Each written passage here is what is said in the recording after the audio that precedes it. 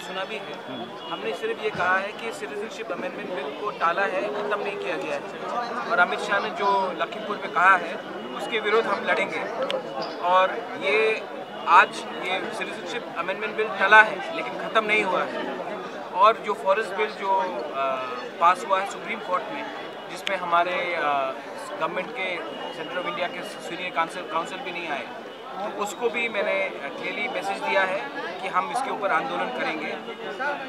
और हमारे स्टेट में हमारे फॉरेस्ट मंत्री भी चुप हैं। तो ये सब विषय में हमने बात किया है और हमने ये कहा है कि कभी कभी पार्टी को याद नहीं रख के कभी कभी समाज के बारे में बात करने से, जैसे कि पुलवामा में जो हुआ है उस समय हमने कांग्रेस, बीजेपी, जनता दल का बारे में बात नहीं किया है। हमने कहा है पहला सेना उसके बाद पॉलिटिक्स। तो इसमें हम पहले अपने जाति के बारे में बात कर रहे हैं, उसके बाद पॉलिटिक्स के बारे में बात कर रहे हैं। हमने कहा है कि कुछ इश्यूज़ में हम सबको एक होना चाहिए और पॉलिटिक्स को पीछे रखना चाहिए।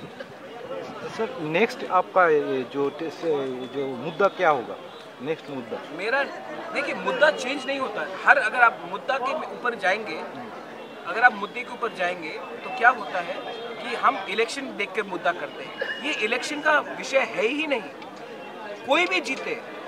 मैं चाहता हूं कि सिटीजनशिप अमेंडमेंट बिल इस दुनिया में, इस देश में कभी ना आए। तो मैं मुद्दा चेंज नहीं करूंगा जब तक बीजेपी हारती नहीं है और जब तक ये मुद्दा को पीछे नहीं लेती है परमानेंटली, टेम्परेरी नहीं, परमानेंटली, तब तक तो मैं ये उठाऊंगा और अपने समाज के लिए मैं बोलूंगा। ये है मेरा full and final commitment to my people.